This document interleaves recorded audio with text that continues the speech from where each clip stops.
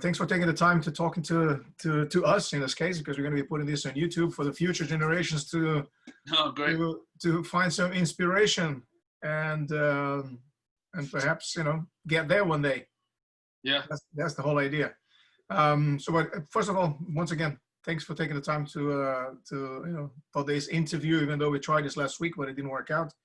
That's all right. But we are back here again. So we haven't had a chance to talk in a few months now. I mean, It has been a few months. Yeah, it's been a crazy few months. Crazy few months, and the time, as usual, tends to disappear. Especially being a busy man, as we are in a way, because we have calendars and stuff coming out of our ears with events and gradings and different things happening and trips abroad and so on. But I want you to first of all talk about your background a little bit, if you don't mind. From childhood, martial arts, and then eventually we shift forward with more information. I'm sure you got plenty of things to talk about it. All right. Okay. Cool. Well, I started my training with my dad, who was a kung fu instructor from Hong Kong. He did dragon style kung fu, so that was my first kind of foundation in martial arts. It was I was 6 when I started, and it was very traditional kind of horse stance training for hours, and that kind of not really what a 6-year-old wanted, really, if I'm honest. So it wasn't really fun, but as a 40-year-old man now, I kind of see it as being pretty beneficial. Wow. And then around about 11 years old, I started Taekwondo, which is one thing that a style that I fell in love with. I love kicking, so I've been doing that for a long time, and got my black belt when I was 17.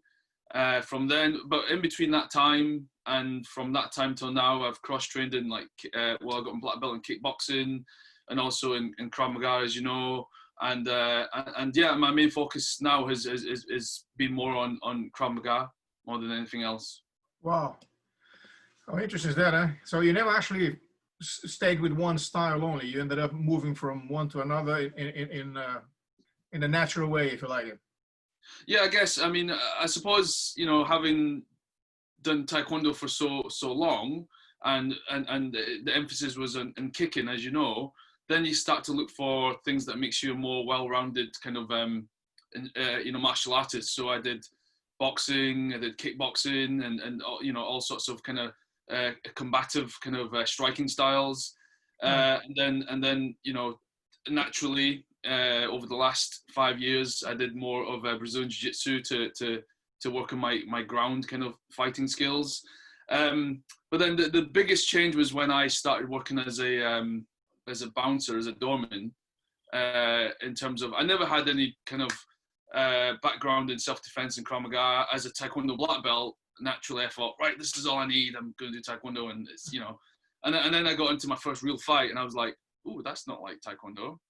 And then I started looking for, I guess, the answers to my questions of how am I supposed to handle this situation, and that's when I tried my first Krav Maga class, and that's when I thought, actually, when I did my first kind of like fatigue drill, I realized this is what it's like in real life. This is what I need to do more of, and yeah, so from then, I was my, I guess, passion for Krav Maga kind of grew from there. Wow. So, and you trained from the age of 6 till how long in each style, more or less? Do you remember that? I guess on and off from the age of 6 to 11, I was doing the Dragon Style Kung Fu with my dad. Right. But that was very on and off, because it wasn't very structured in that he would make me do all these hard drills, but and want to get my foundation right before he taught me anything else. So it was kind of tough for me to like stay interested in that. And that taught me a lot in terms of how to teach children as well, is how not to teach children. So it's a very much of a Karate Kid style. Waxing off, and then one day I will tell you why. Pretty much, yes. That is exactly what it was like. And then from Taekwondo, I did that from 11 all the way up to, I guess, 30 years old, consistently. And then from that point on, it was, as I said, it was more cross-training and different styles to see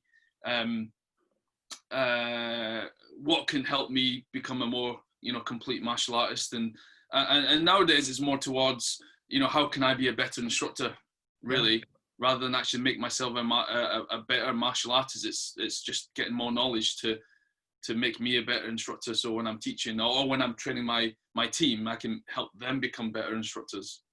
It's interesting because I've been talking to different people, and pretty much we got to the same spot where you leave that, you know, the egotistic side of it's about me into, okay, now I need to focus in improving other people and trying to help other people, in the sense that you become the coach. Yes. So you're still doing your training, you still run your stuff and progressing, of course, because it's a natural progression. You have to. But you tend to focus on developing a team, trying to get people to a black belt and turn them into competitors and attend competitions and things like that. So it's very interesting that some people prefer to be the one in charge, and that's only me. Some others are like, no, I'll rather step back and let a team of instructors be, dealing with the students, and in order to perhaps develop a business, to grow a business, which is something that I want to talk about in a minute then. Okay. Yeah. So we met, I don't know, many years ago. I don't remember. It's been a while. It has been a while, yes. And I think we met via Paul, if I'm not mistaken. Yeah, that's right. Yeah, Paul. I think it was. It's when Paul, I think Paul moved to the US, and then eventually mentioned that you were the one teaching and running classes in Leeds. And then I think I traveled there once or twice. I'm not sure. It's been a while now. My timeline is a bit of a mess now. I don't know exactly what happens anymore. But you open a training center in Leeds. Is that right? Can you tell us about the training center? 2007 is when I opened the Leeds Taekwondo Center. And obviously from the title, I was just teaching Taekwondo at the time. And I didn't really know what I was doing in terms of business-wise. I was, I transitioned from a community center to a full-time school, and I didn't have any systems in place, even basic admin, attendance, none of that stuff. And also back at that, during that time, there wasn't much in terms of software to help me run the school. So I was just going in blindly, hoping that it'll work out, learn a lot of lessons, wasted a lot of time and money. And it got to the point that after 6 months, I met Paul. We've always known each other through the martial arts kind of community in Leeds, and we always got on, even though we taught different styles of Taekwondo that were meant to be rivals, but we always had a good level of respect for each other. Yeah. So I saw him in the gym, and he mentioned that he just joined PMA, Premier Martial Arts, and would I like to go along and experience it, because the lead instructors like Ernie Kirk was coming over from the States, and Jeff Jimmo at the time was coming over as well. And so I went to Doncaster with Paul and met them all and was very impressed, and decided to sign up to Premier Martial Arts, which obviously changed my life in more ways than one. It's helped me run the school in terms of the systems it provides, but also it's changed my emphasis on training as well. And the other interesting thing as well, it changed my life because through Premier and through Paul is how I met my wife, Katie. So if it wasn't for that day in the gym and Paul invited me along to the actual training event, I would definitely not, my business wouldn't be here where it is now. I wouldn't be married and have my boys, and so that one day changed everything in my life. Phenomenal. And people said that the martial arts don't change your life. Huh? Of course it does. In many different other ways that would never imagine that this will happen. If anyone had to tell you that in the future you're gonna meet someone in a martial art training, you're gonna go, man, come on, you're crazy. Yeah. But it was exactly how it happened. Oh, fantastic. So the fact that you open this training place and you run for a while, I mean, we pretty much had the same experience, except that we didn't go as far as signing a lease and say, right, we're gonna take this venue and turn this into a training center, because we work in London, and London is frightfully expensive to do anything like that. Mm-hmm. But of course, perhaps moving outside central London, any big city would be easy to do. Not easy, but at least more accessible. In terms of doing that. So what was the progression initially? I mean, you from teaching in community centers, you move into a bigger location, all of a sudden now this is your place. So to keep that place running, the admin, as you mentioned, how much try and error had you you had to go through in the beginning? In the beginning, it was great. Yeah, it was a lot of trial and error. In the beginning, I would say that, a prime example would be I went to my first marketing workshop with Mr. Barry Vanover, back, he's this president of Premier Martial Arts, and I was sat there, and he was doing a marketing kind of seminar, and he just went, hands up, and I want you guys to tell me what exactly have you done for marketing this week. And I was like, and it got to me, and I was one of the first ones to answer, and I said, well, I approved of a flyer design for my flyers that's going out soon. And he was like, okay. Soon. Yeah, and then he spoke to another guy who's been running his martial arts school for a while, and he said, I did this, I've done this week, this, and Right. I was like, It made you feel special. I was pretty embarrassed, to be honest. I was like, oh, I thought I did pretty well putting the flyer design together. Wow. And that made me realize that I wasn't doing, nearly enough in terms of marketing to run the school. Right. And then from that point onwards, that's after that when I signed up, and then I learned that there was a lot of systems, systems to call people, systems to, just from your lead generation to your inquiries, to the journey of the student from inquiry to signing up, and then the 90 days afterwards, the follow up, the system afterwards, everything, that was all part of it, and I didn't even have a clue about any of that stuff 13 years ago. Because the amazing thing is that when you're teaching, you're so focused on the teaching side of it that you're planning your lesson, walking there, teaching, going home after that, and then doing this next day. It becomes this big cycle, big wheel in a sense. Monday to Friday will go pretty quick. The weeks will disappear. But when you start looking from the business point of view now, okay, hold on a second. At what time of the year people go on holiday? How many students do we need to have before that? And all this little, the planning, the behind the scenes. That's when the majority of the guys that are very good punching, kicking, teaching people have no idea what to do and how to do that. And some of them are not even open for changes. Now, the way I'm doing it's okay. This is what I do. If people come and join me because they deserve to be here in a sense of, I'm still the important guy. But then after a while, when you realize that, paying the bills, making the money, and, you're forced to change. And then all of a sudden you start thinking like you did. So, planning things in advance, putting a calendar for 2 years ahead. So how was the transition? Can you give the, whoever is watching this, maybe now in the future that wants to perhaps do exactly the same thing, what the steps will be? I would say, first of all, the main step is to just have that mindset of being open-minded. And look for somebody, look for a mentor or a coach or somebody, whether you pay them or not is a different story, but somebody who's done what you want to do, and and get them to coach you and mentor you in how to do it, because that will save you a lot of time and money. And it's just, the way I see it is starting from, everything that we do as martial arts instructors, believe it or not, is because we're customer service based business. And that's lead generation. Without the leads, we don't get the students to sign up. We don't get the students to sign up. We don't have the gradings. We don't develop future staff. We don't develop black belts. So first and foremost, it starts from how do we get leads in? Right. And so we look at what systems do we have in place? We have, social media, digital marketing. We have less so nowadays, but more labor intensive marketing like flyering and all that, and email, all those things have that marketing lead generation in place. And then the next part is how do we handle the leads? What do we do? What is the step by step? We give them a call, but during the call, what information do we need? And then after that, obviously the step is the outcome that we want is to book them into a intro lesson. What happens what happens in between the intro lessons? What is your sign up procedure? And all that stuff, down from where do you keep the information, the file, that we have to be really careful with that nowadays. What do you do with that information?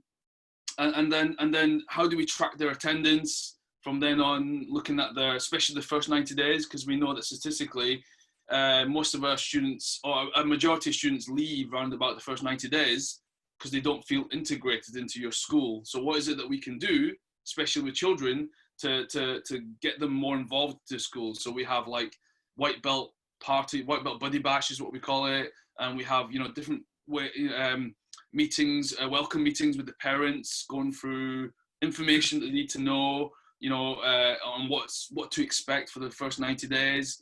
and just things like that. Send them out retention, good job cards.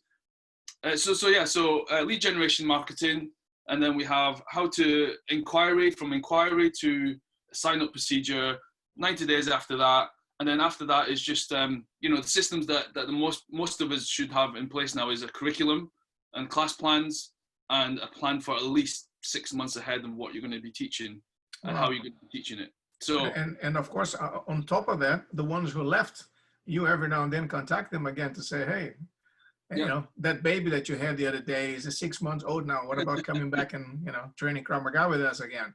So that's another side. So do you see this as a one-man sort of a band job, or one person can do all that, or it's kind of physically impossible to do all that and still teach classes? It's pretty much impossible. I mean, what you find is that if you're trying to do it all yourself, yeah, you're going to burn. You're going to burn out, and also it's very difficult to be good at all of it. That's why in my school, anyway, we have a program director. Adam's the program director, and he's in charge of the sign-ups, the initial customer service, looking after all the newbies and the intros. And then we have adults instructors, and we have children's instructors. We have the manager. So I mean, my school is big, pretty big. We have we had 500 students. So it's I mean, I laugh because everyone that I talk is exactly the same story. We used to have this, now we are much smaller because of this situation, but it's insane what we're going through. I mean, in all honesty, we during the lockdown, we've only lost about 50 students. Actually, I looked at it, 55 students. That's but awesome. Over the last 2 months, we've actually signed up 38 students. Wow. So we're very close back to where we used to be, and the aim is to be in a better position or more students than we did when we actually went into the lockdown. This is phenomenal. This is phenomenal, because I think you're the only one that I talked to that had this this outcome of the whole thing. But there's one division here. You teach kids. You've mentioned that. So what is the percentage between the kids and adults in your 75% kids still. 75%. Wow. Yeah. Okay. Yeah. Because was many years ago, when we used to be part of another organization, we used to go to Nottingham to talk to the guys on that Nest management company. Mm-hmm. And the question was always like, how can you guys have grown-up students training Krav Maga, that many? Because as I said, at the time we had 600-700 people training. It was 5 different areas. It was very, very nice. And we were like, I don't know, is there anything different than that? And I said, yeah. Because the market for martial arts, it's for kids, and pretty much. The grown-up market is not that big. People don't sign up. They do, but they don't stay for longer. So with the kids, it's completely different. But I mean, I've been always very against the idea of teaching kids. I've done all the certifications in Krav Maga that allow us to teach and so on. But first of all, teaching in Central London kids is kind of a tricky, because there's a lot of business there, but not so many kids and families and so on. So I would have to move outside London. But also teaching kids is a big commitment there for you to do anything. You need a team of instructors, and as I said, the law kept changing. Now to teach anyone of a certain age, you need to have X license, and so what's it called, the RBS. EBS. Okay. Yeah. And having someone else there to help you, it becomes a bit of a tricky one. And then my biggest issue was that what group age? We're going to go from 5 to 6, 6 to 7, 7 to 8, 8 to 9. You cannot put everybody in the same room and try to create a big lump there. Otherwise, it becomes complicated. And the worst part of it, from my point of view, is dealing with the parents, not with the kids. You know what I mean? Well, we have the manager. What's the name? The manager's name? Mike Tyson. Yeah. No, I mean, yes, it's true. I mean, but you do get a lot of. It's a different kind of sense of satisfaction from teaching kids as to teaching adults. And obviously you have to adjust your curriculum and class plan to the kids. And also your level of expectation has to change as well, depending on the age group that you're teaching. Like for our Tiny Champions classes, which are 3 to 4 year olds, that's just, physical education or fitness class with martial arts drills thrown in there. We're not expecting the kids to be, proficient at martial arts, as long as they're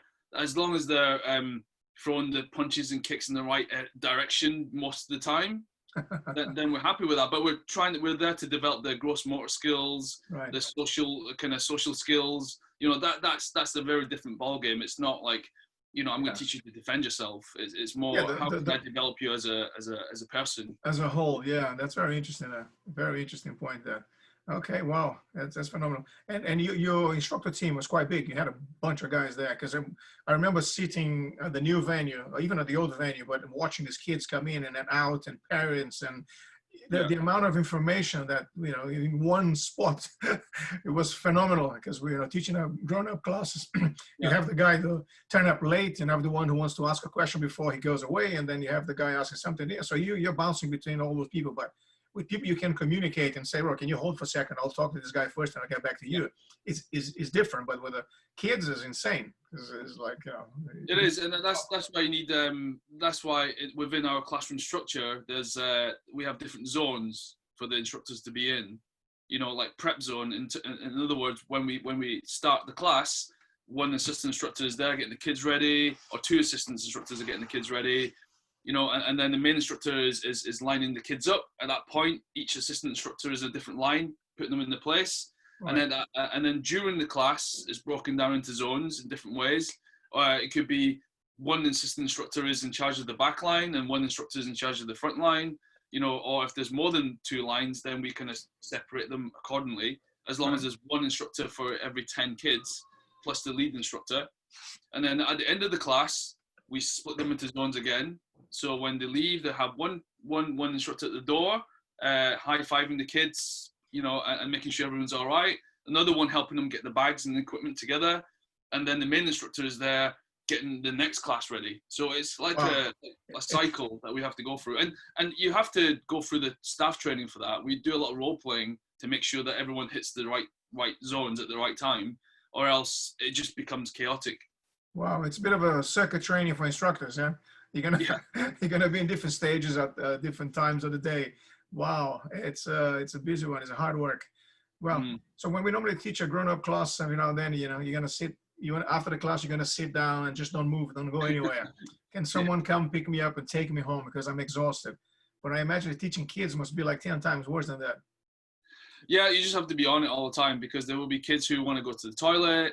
There'll be kids who, you know, who belts are falling off and things like that. So yeah, it is a different kind of. You have to definitely be on it when you're teaching. The approach is different. Wow, phenomenal. Okay, so let's move into the Krav Maga market, the grown-up market. So how do you see, you know, people having fun training Krav Maga, or what is it? People are, because every club is different. I mean, I've been talking to guys in the US and, you know, different other places, and the problem is the same. There are too many distractions. People sign up today, tomorrow they want to do something else, day after tomorrow they want to do something else. It's kind of a tricky to keep them to say, hey, to become a black belt, it's going to take you X number of years if you really want to get there. If you want to just learn some basic stuff, you come to this class here, or if you want to learn something more advanced, maybe there's that class there. But at the same time, to teach something advanced without the basic technique, without basic knowledge, becomes tricky. So, you know what I mean? It's a kind of a I mean, we have the basic classes, and then we have what we call the kind of black belt training kind of add-on classes, where we do some more the advanced, like gun, knife, and stick and ground. But the students in the basic class, before they join the more advanced kind of add-on class, they need to have completed a certain amount of training before they're allowed. Because as you said, if they can't do hammer fists or palm strikes, I mean, why teach them gun defenses? Because they, you know that. So we go through that kind of initial intro process to make sure that they are the right mindset as well for the advanced classes. Right. So the ones who just want to come along and just learn some basic moves, learn some basic self-defense and get fit, they just stay for the 1 hour class. And the ones who want to do more, we have an additional half an hour on top. So that kind of eliminates, you know, the ones who are hardcore or who just want to do more, they stay for the whole hour and a half. So that's how we kind of separate it. And it was always tough, because adult students are in my experience, are less reliable than children. Not because of the children, but because the parents want and need the kids to be doing something. So day in, day out, they have a routine and they go to class because that's what children do. But for adults, as you said, there's a lot of distractions. In the summer, they want to stay home and have a barbecue and have a beer. In the winter, they go home and it's too cold to come back out again. So, so therefore, your class, in my eyes, has to fit a lot of different hats to kind of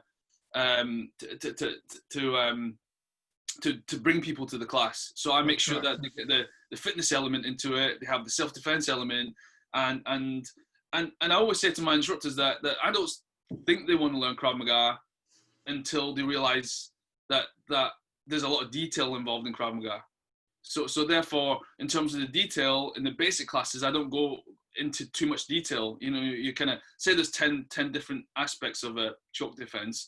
I just show them 3 and they work on the 3, but then the detail comes afterwards when they're in the other class. So that doesn't overwhelm them too much, because I have in the past said to my instructors, yes, you got to talk about environment, situational awareness and all that stuff, but don't expect somebody who's been training for 3 months to be able to see this that happening, and then giving them into or having a go at them because they didn't see that happening, because they've only been training for 3 months. So just give them a break. They're here to have a good time and feel that they're accomplishing something. Yeah. For us who have been doing it for a while, especially somebody like at your level, it probably comes at second nature that you see 5 things happening while you're defending yourself. But these guys can't see that. And it's not fair for us to expect that from them. And they might not even want to see that. It's just like saying that I'm going to train every single kid like they're going to want to be a world champion kickboxer. Not all of them want to do that. So by training them that way is not fair, because that's not what they want to do. They just want to turn up, get fit, have fun, learn something, and go home. You know. Yeah, it's tricky. I was in Israel not long ago, before this Corona thing hit us. Well, actually during the thing, and talking to another Israeli there, and he was like, we are like chefs. We have a menu where the customer will tell me, I want this, that, and then you have to prepare a meal based on the customer's choice, which is a very interesting way to describe that, because not everybody's there, as I said, to become a black belt. Even though in my head, every time I see a guy through the door of a trial class, I say, right, we're going to take it to a black belt. That's my intention, at least. If they want to go, there's a different story. Maybe after a couple of months, they were like, no, thank you very much. I understand about punching and kicking. I understand a little bit more. I feel more confident. I think my journey is over. I reached my point. And then they leave. And some others will stay for longer. Some will stay for longer and then eventually leave and come back 3, 6 months, 1 year later, because they realize that, well, I was actually happy doing that, or that was beneficial, and then they come back again. So it's as I say, it's not the final destination, but the journey getting there, which is very much true. So do you guys have a program for classes for instructors? Because one thing that I realized in the past is that, example, my background was more karate, was a bit of judo, so my warm-ups will be based on those, lots of kicking, a lot of sparring, a lot of punching. And some other instructors with perhaps background in I don't know, BJJ will do more groundwork, because for them it's natural. You always tend to go back to whatever is easy for you there. So to avoid having that issue, we had to put a plan together. So we planned like 12 weeks. And every single week, every day, we know more or less what the instructor needs to teach. It's like a frame. Yeah. So you look at what you need to teach today, and then you can put your lesson plan together. So it doesn't matter who's coming to teach. I know the guy will cover those subjects. And also, from the instructor's point of view, it's easy for you to look at a piece of paper and says, oh, today's Monday, this is the week. I need to teach, like example, straight punches. Okay, so I'll plan my lesson there. I don't need to think too much. Or perhaps even the lesson plan is already ready, from last month or the month before. So it's just a matter of going to the class and adapting that. So it eliminates this issue that sometimes we had in gradings, where the students would turn up and then the instructor will ask, show me the straight punch. Oh, never done this in class, because the instructor likes to do some groundwork all the time. Yes. You know what I mean? So we had many times this sort of scenario taking place, and then eventually we had to sit down and put a plan together where everybody works more or less in the same sort of a frame. Do you guys have something like that? Oh yeah, very similar to that. And plus we have also all the curriculum is online. Right. And in fact, as a class plan, say class plan 1 is online and it runs you through the whole class plan, some teaching points, some safety points, some variations that you can teach. So the instructors know that if it, Monday after a this Monday is for the instructors or for the students to see? For the instructors. For the instructors, okay. Yeah. Yeah, we have a separate one for the students in terms of just technique breakdown. But for the students, for the instructors, it's class plans for instructors, so they know, because sometimes you might forget a certain aspect of a technique, Yes. or forget like a warm up drill that you went, oh yeah, that's a good one, and you kind of put that in there. So we have a kind of like an online library of all that stuff. Yeah, that's good. Because we, when I put this plan together, I came to to our senior instructor, and then I said to him, "Look, I'm very proud. I want to put this online. Let the students see this, and then they will know exactly what we are teaching each class and so on." And he looked at me and shook his head and says, "No, I don't think it's a good idea." I said, "Why?" Because if people know they're going to be sparring on Wednesdays, they're going to be doing groundwork on Thursdays, they might not like those subjects. They don't come to train because of that. And I thought to myself, oh, very good point. I was from the positive point of view thinking everybody will love this to know what's ahead, but not everybody does it. So we had to, we kept that separate when we gave access that to the instructors only, not the students. So Yeah. it's a bit of a setback, but it's a good way of doing it. Yeah, definitely. I mean, the other way to get around that is actually you do a little bit of everything. In the class, so yes. one night you will do groundwork and you will Yeah. do stand-up sparring. So that, the ones who don't like, there will always be 2 or 3 things in one class that somebody's really looking forward to, and there'll be something that they might not be that comfortable with. That kind of eliminates that. So they come prepared for anything, Right. really, which is what we want to do in Krav Maga. Okay, so let me go back to one click here. So you had your first venue. Mm-hmm. You were there for many years. I visited the place. We trained there together. And then you said one day, okay, I need to move away from this place. I need to open something bigger. It was based on the numbers. You had so many people to the point that the venue became too small. And you had to go so we had, bigger. initially we had a 2,500 square foot place, which was in front of the school that you came to visit. That became too small. It had pillars in the middle as well, which wasn't ideal. Story of my life, the pillars in the middle. Yeah. Yeah. And then, I mean, all the 3-year-olds would just be running around the pillars, and it was tough to teach them at that point. But then a unit came available behind us, and that was just under 5,000 square feet. So we went to that. So we moved over there after a couple of years, and then after that we did a big refurb. And that's when you came along and you saw it. It was grey and had the grey mats and stuff like that. Yeah. And we got to the point where I don't know if you remember the car park. It was basically it had was it 34 units in that whole complex. Wow. It was pretty big. There was 34 units. There was about 30 car parking spaces, and they had martial arts school, the gym next door, and the dance school, and then also the rest of it was offices and workshops.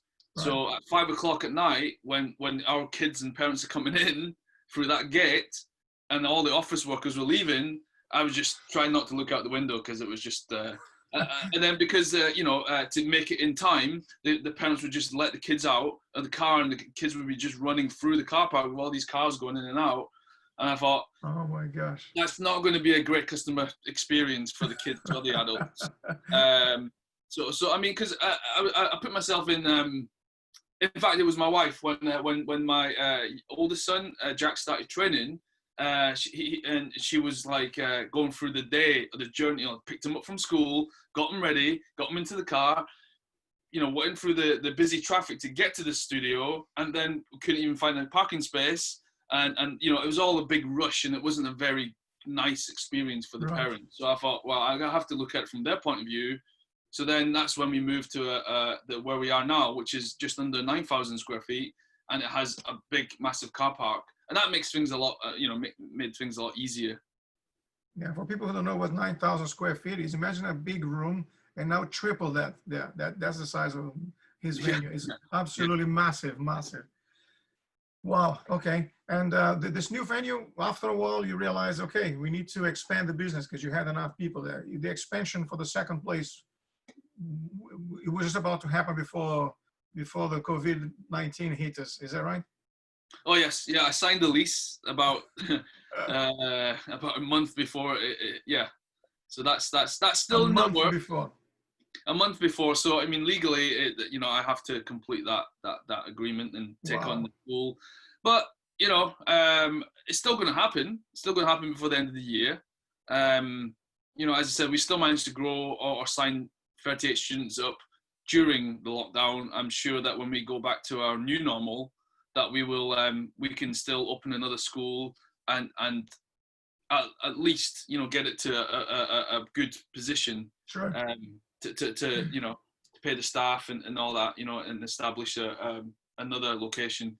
And regarding the team, are you going to look for new instructors, or you already have a new generation of instructors willing to take over the new venue and run classes there?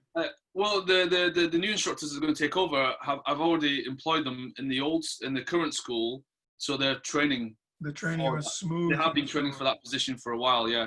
I mean, I wouldn't just open a school and get a complete new person in without having seen them work, and also, you know, them not having worked under me for a long period of time. So they have been working, and are students of mine, so that they're ready for it. I mean, in fact, Adam, who is looking after the new school, he's the guy that's been signing up the 38 students in the last. Fantastic. Yeah.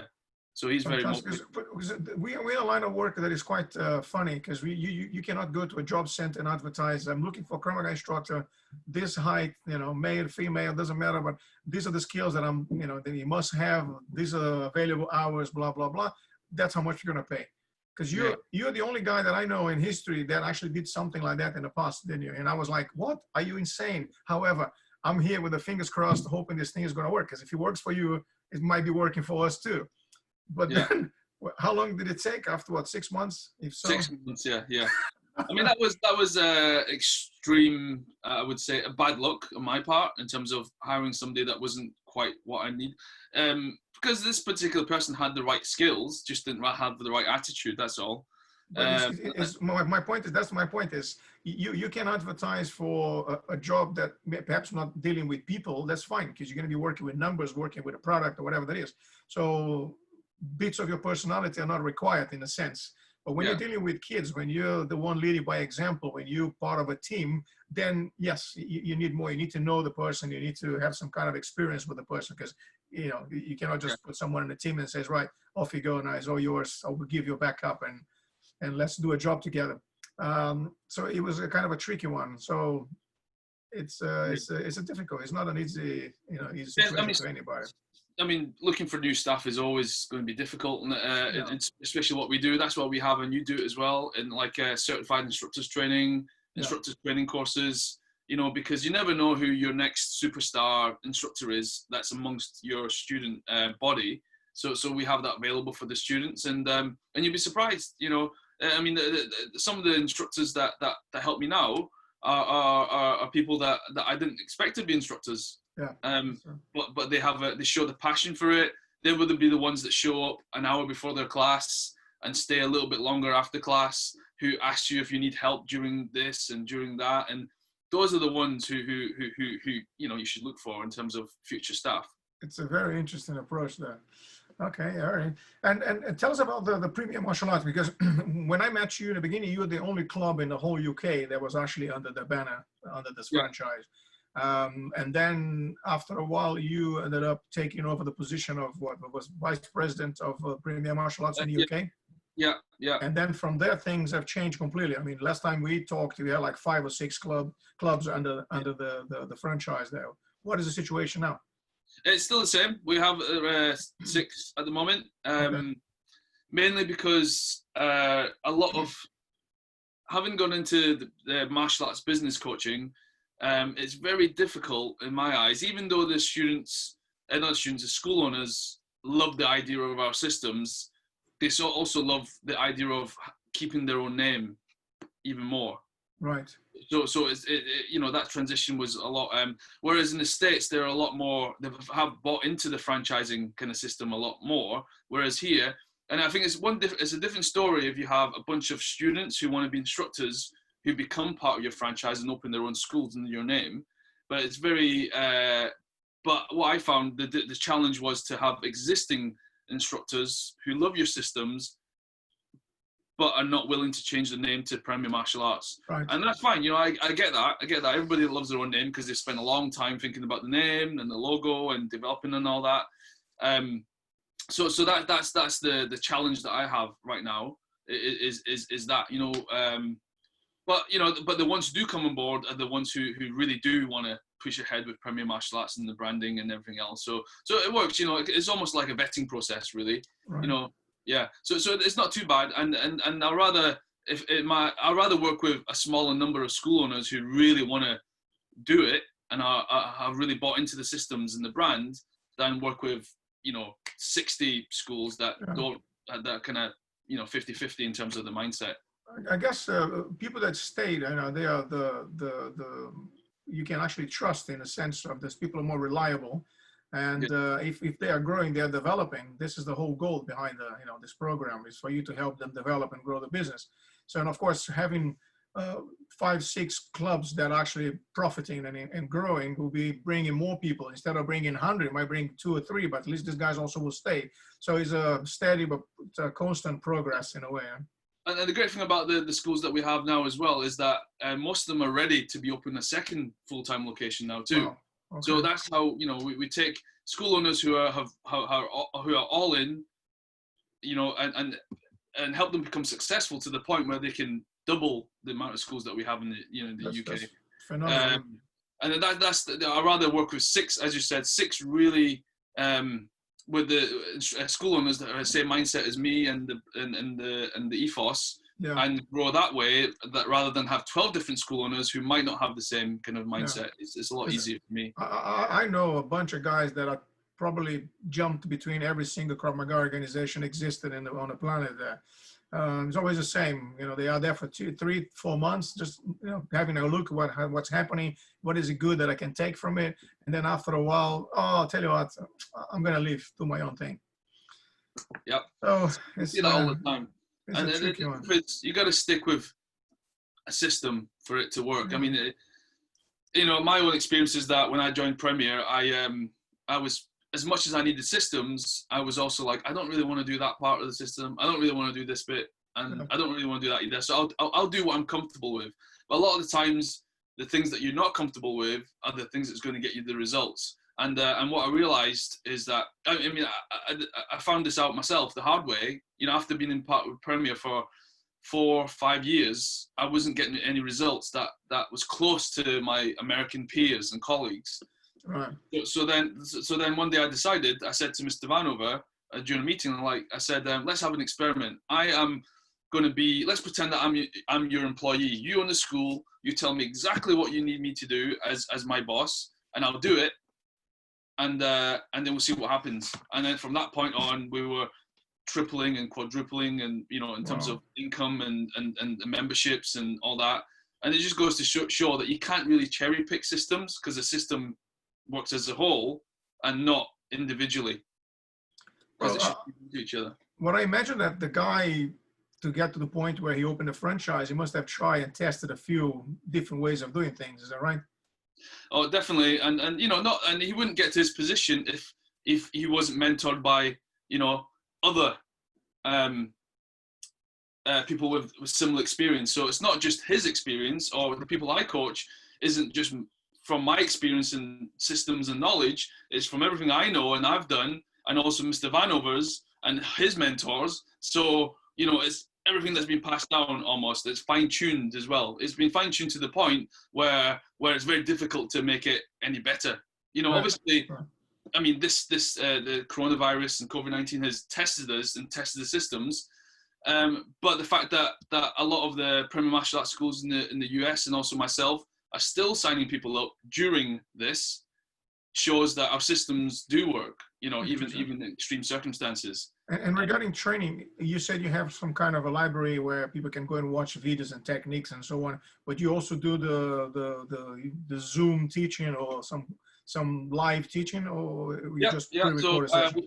We have Mondays, Wednesdays, and Saturdays. We have our live classes. Mondays, Wednesdays, and Saturdays. Okay, yeah. Yeah, and during these classes, I have at least 5 members of staff.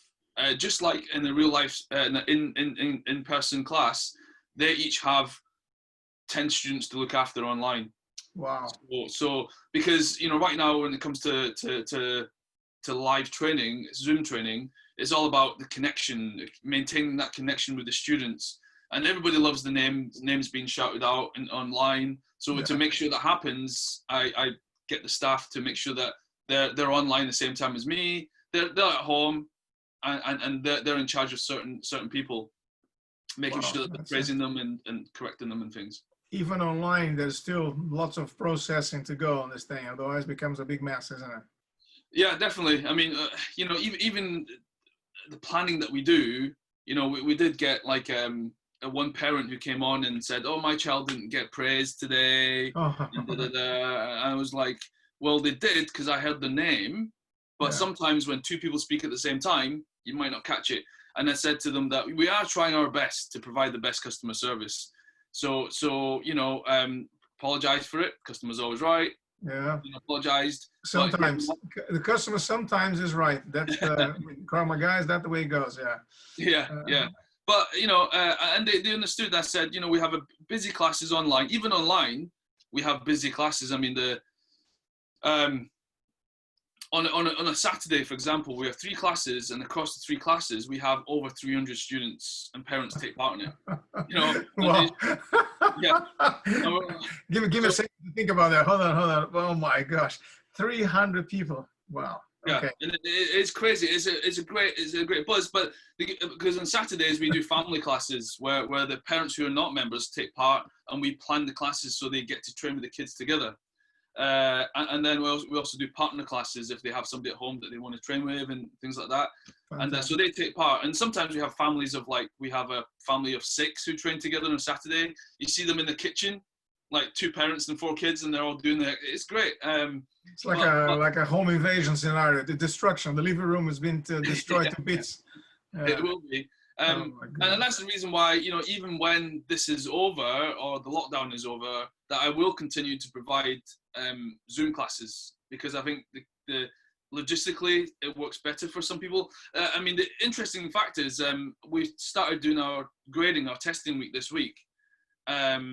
Obviously, there's no partner work. If there's partner work, we get the parents involved and things like that, and it's more striking. And I said to, you know, some of the parents, they questioned, like, how can you grade my child? I'm like, well, me sitting here, right here, behind my desk, is the same as me sitting behind my table on the mats, watching the kids, you know, watching the kids, you know, grade, because I'm still looking for proficiency in the technique. I'm still looking for intensity and focus. I'm still looking for, you know, everything that I can, you know, apart from sparring and contact drills, I can see 90% of what I need. So, yeah. And when we go back. How interesting is this? Because I said exactly the same thing to the guys. I said, we're going to have a pre-grading and a grading online. And they were like, oh, but how can you do this? You know, Krav Maga, you need to have the contact. I says, well, yes and no. But if I ask you to perform 3 moves from your curriculum, then I know those 3 moves are the hardest ones. If you can perform them and explain me why, you know, the show me, tell me scenario, yeah. Even if you don't have a partner, but at least I know that you've been watching the classes, you've heard the explanations, you know, perhaps you watched them again, perhaps you recorded them, and then now you can perform. So yeah. It's you know, it's different, but you know, people see things in a different way. But the thing I was going to tell you was that what I noticed, and the instructors noticed, was some of the kids who are easily distracted in class performed better in the grading this time on screen than they did in real life situation. Wow. And yeah, you reckon is the TV, is the flashing colors? Probably, because I mean, a lot of, you know, children watch TV, iPads, they do you know, laptops all the time. So yeah. So it's very normal for them to take instruction on screen, I suppose. True. And that's what they're used to. They're used to just being fixated to the screen. The hypnosis, the trance-like state of watching. Yeah. So some of these kids actually, and also because they're not in the classroom with 20 other children, and it's just themselves there. And also, I'm sure the parents in the background kind of give coaching, so give them prompts. So for some kids and some students, this format of training is actually better for them. So wow. So it is something that I am looking to carry on doing. Well, it's another feather on your hat to say we also have online training. If your kid have problems with groups, we can do it at home. Yeah. Keep him in a little cage at home, and then we can train him online. Just kidding. Wow, yeah. Let's edit that bit. Yeah.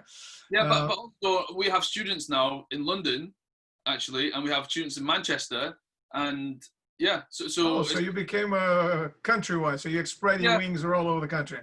Yeah, we have a couple from York as well, and so it's just obviously the ones who are in Leeds will be able to transition into a live student when we move back. Right. But the other ones can continue too, or Yeah. we just start them in a good journey and they can go and find a school near their house. And my next question is, what will be, okay, we're looking at what, September, October, maybe, to the point where we can maybe hug one another in class or kick one another in the groin from close range. So you planning to run classes up to that stage online, or because I don't see this 2-meter rule, applying in a class. I mean, you're gonna have what, 10 people training because you need to have 2 meters in between them. Also, then 2 meters in between them in a studio. But then when they go to the changing room, they are touching one another and headlocking one another. So it's a kind of a complicated scenario to be. So my plan is phasing in kind of training, because now we can do one-to-one training outside with 2 meters social distancing. So that's something that we're looking to offer in June, and then July. I don't know what's going to happen, but it might be group outdoor training, so we can start looking at that. But in terms of when we move back into the actual school studio itself, it'll be a process where the students line up outside like you would in a supermarket. Yeah. They get shown in, they get sanitized by the instructors, and one student at a time will get taken into the training to the studio. But they'll have the 2 meters by 2 meters space on the floor marked out with tape, and we can fit. On Monday I was looking at it, and we can fit comfortably 14 students with also another 2 meters around for the instructors to walk around. Okay. So then we do a one-way system. So we have a back door or a side door. So then they'll leave that way as well. Wow. So it has to be really structured. The only downfall of that is there's less students, which is good because then they get more attention. Yeah. And then the other is time intensive in that. Are you gonna reduce the length of the class in order for you to have more classes in that case? Yeah, and we're going to do 30-minute classes for kids. I mean, the 3 and 7 to 7-year-olds all do 30-minute classes anyway, so there's not much change for them. But for the juniors, it's usually 45. But we're going to reduce down to 30 minutes and make it more intense.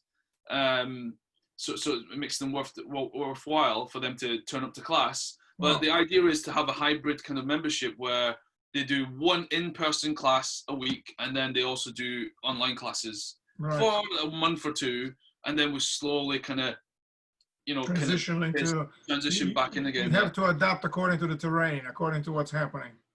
Yes, and I think we've done that pretty well. I mean, as an industry, we've done it pretty well. So that's gonna, that's the plan, and then we'll go from there really. Yeah, well, what I'm finding very interesting that when Corona hit, all the gyms were closed, and the instructors started, looking around and thinking, right, tomorrow is Monday. I'm supposed to be there teaching classes, but now what?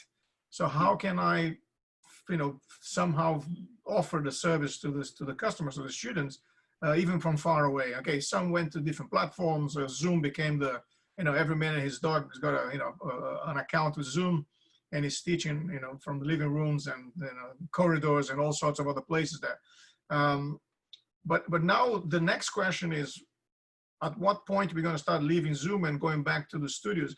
The studios, the gyms that we call it here, like Fitness First, the Gym Box, and the big ones that we normally hire. Are they going to be there once everybody's allowed to back train again? Are they going to survive this time, financially? So that's another big question mark that we need to try to find an answer for that. But I guess only when we allowed back in again, then we'll find out what's the story. So should we find different venues? Shall we go and teach people outside? I'm not sure. So this is the big unknown for everybody, I guess. Yeah, I mean I guess that's the biggest challenge for you guys is who hire venues. Is out of your hands now. I mean, for me, I could open any time I want as long as the government allows me to, and I could work around it. But I guess for you guys, you also have to coincide with the other gym goers going into the equipment and the number of people in the studio at the same time. And yes, so that would be a trick. So we have the benefit of the fact that once the gyms closed, the overheads went down because we didn't have to pay the venues anymore. In your case, for instance, a lot of guys that I know had signed a big lease for X number of years. All of a sudden, they lost all the students. And it was like, oh, hold on, how are you going to pay the bills now? And then once we allow back in, are these people going to come back and rejoin again and continue as normal? Or, it's quite, uncharted territories, if you like. Um, it's a tricky one. Well, then again, there's so much we can be planning beforehand. We need to be focused on now and thinking about the future for sure, but not so much living the future, because otherwise you ended up getting frustrated and have to try to control. Yeah, we can't plan too much in terms of the fact that we don't know when and how it's going to happen. But obviously, we know that there will be some sort of social distancing in place, the sanitizing and all that, and the one thing that I would probably say that and I said this to a few other school owners is if you had a huge number of people dropping off during this time, then maybe it's a good time to go back and look at your systems, your customer service and everything else. And you go, well, why is it that people are leaving so quickly? Is it because we haven't really built rapport with the students? We haven't really bonded with them? Is that the reason why they can leave so easily? And then look at ways to actually, because I said to a lot of the other guys I coach as well, this is the time to look at your systems and make them better. If you had an admin process that you wanted to do, or you wanted to, set up these a website, or you want to set up this and that, this is a great time to do it because you're not really doing anything else. Yeah. Yeah. So the issue we had is that because London being London, crazy as it is, people traveling sometimes an hour and a half by train to come to London to work all day, train Krav Maga, and then another hour and a half back home. So these people, when they lost their jobs or the business closed or whatever that is, so they ended up going back home. There's no point of traveling an hour and a half just for an hour and then another hour and a half back. So that's one of the major issues we had right in the beginning. And then, of course, as the time went along and the Prime Minister gave us the good news of we are here until October at least, then we have another bunch of people canceling because October is too long and I'd rather do something else for now, save my money. And then have the ones who lost their job. So is that difference between the grown-up market and the kids market. So it's a kind of the biggest problem that I see, we cannot go to a shop and buy a book of how to run a business, in Corona times. Everything is here because we've done this before. So we are writing the book and recording the video as we go along, literally. But I guess we're going to get there. We're going to get there eventually. Yes, we will. And, and we'll be, the ones who do more now are the ones who are going to come out and bounce back a lot faster. Yeah. I do know and seen a lot of instructors refusing to teach online. Yes. Or just not really doing much at all at the moment. Those are the instructors that's going to struggle because, their students are going to find other things to do during this time. They're going to, do maybe, if martial arts students, for example, they'll find some other martial arts online classes available right now. And they might join them afterwards. So it's important to stay visible. I mean, I even said to my instructors, like, even if we were not getting paid right now to teach classes, I'll still be doing classes online for free, just because all these the children and the structure that they need, they've been coming to your classes two times a week for the last year. And all of a sudden you're like, well, I can't teach classes online, so I'm going to stop. You guys can forget about it. Join back up when you. Yeah, go somewhere else. Yeah, it's not fair for those children. The children, they trusted you and they put that kind of, not even just the children, the adults too. They kind of put that trust in you and respect as well, and the dedication. So we need to do the same for them. So irrespective of whether you do make money or not, I think it's important that we kind of. It's about nowadays. It's about what you give back to people. It's not about so much. As long as you're surviving, and it's not about profit. It's about doing what you can to give back to the community. So, because people are going to remember you for what you do now, during this crisis. So if you're out there trying to profit from the situation, then they're going to remember you for that. But if you're out there and you genuinely care about your students and you're giving a lot of free stuff away and you're going above and beyond, then they're going to remember you for that as well. Like we have some students who said, our parents say, oh, I've just lost my job, I can't afford to pay the classes. And then we either say, well, how much can you afford? And if they really can't afford it, then we just say, well, listen, just stay on our system, I'll suspend your membership, but keep training because the kids need it. So that's those are the things that, and we can't be too bitter about the fact that people are leaving and things like that, because people are scared. You know, we're all kind of scared to a certain level. For sure. Yeah. It's not, they're not leaving because they want to leave. They're leaving because something else is pushing them out. Is the money, is the family, you know, the certainty of finding a job when they come back, and so on. It's kind of a trick. Yeah. And I had one of the students saying, look, I'm sorry I'm leaving, but I cannot afford to pay, but can I come back once everything is over? You're not gonna, you're not gonna kick me out of the club. I said, no, come on, man. You're not leaving because we had an argument or a fight or something like that. You're leaving because you have a genuine reason for that. And not just you, it's a worldwide sort of issue there. So, you know, we need to see past that for sure. Okay. So what is the big tip, the big bit of information you can share with anyone who wants one day to be Ricky Lam, the man sitting there, leading by example, leading right in front, you know, having gone through everything you had to go through in order to learn and so on. What would be like, give me 2 or 3 points for people to perhaps base themselves on? I guess it's just to really have that vision of what you want and understand. And we all read the, you know, the the why book. You know, you got to know why you're doing it. And it can't, a lot of times it just can't just be, what we do isn't just about money.